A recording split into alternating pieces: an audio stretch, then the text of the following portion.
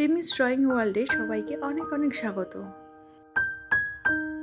আজকে আমরা আবারও একটা সামার ফ্রুট ড্রয়িং করা শিখব, যেটি হলো আনারস।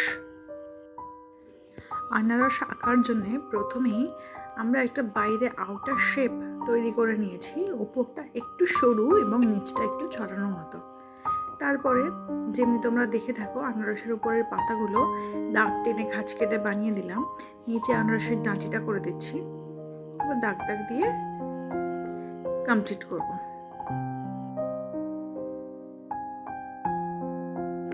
এই গায়ের দাগগুলোকে আমরা সাধারণত আনারসের চোখ বলে থাকি বা কোণ বলে থাকি। সেই কোণগুলো এমনি করে সোজা এবং তেরচা দাগ টেনে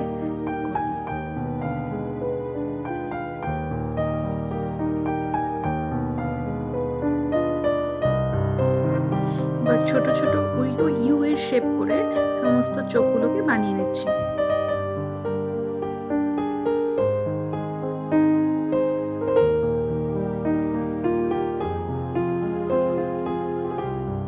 ব্যাস, আমাদের ড্রয়িং কমপ্লিট। চলো এবার রং করা যাক।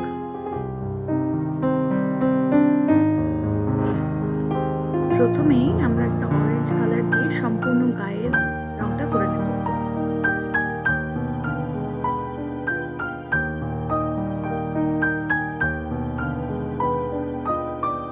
তারপরে আনারসটা যে পাকা, সেই পাকা ভাবটা দেখানোর জন্য একটু ক্রোমিওলো নিয়ে একটা সাইড একটুখানি করে দিচ্ছি, আর গায়ে যেটুকু যেটুকু জায়গা ফাঁকা ফাঁকা মনে হচ্ছিলো সেটুকু একটু সেই অরেঞ্জ কালারের উপরে ইয়েলো কালার দিয়ে করে দিচ্ছি।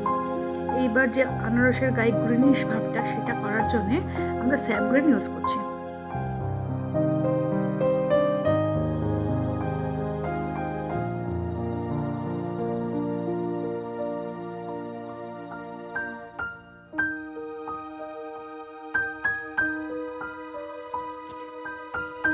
এবার হচ্ছে ডাঁটি আর পাতা রং করার পালা। সেটি রং করার জন্যে একটি গ্রিন কালার ইউজ করছি। এটি হলো ডার্ক গ্রিন কালার।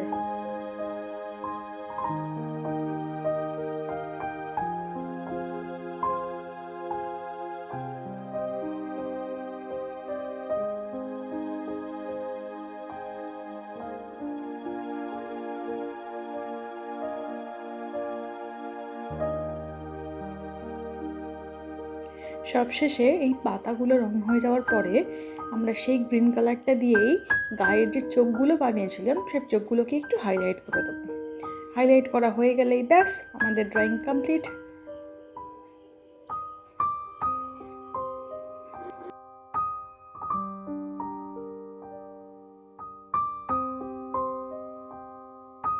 টাটা, দেখা হবে পরের ক্লাসে।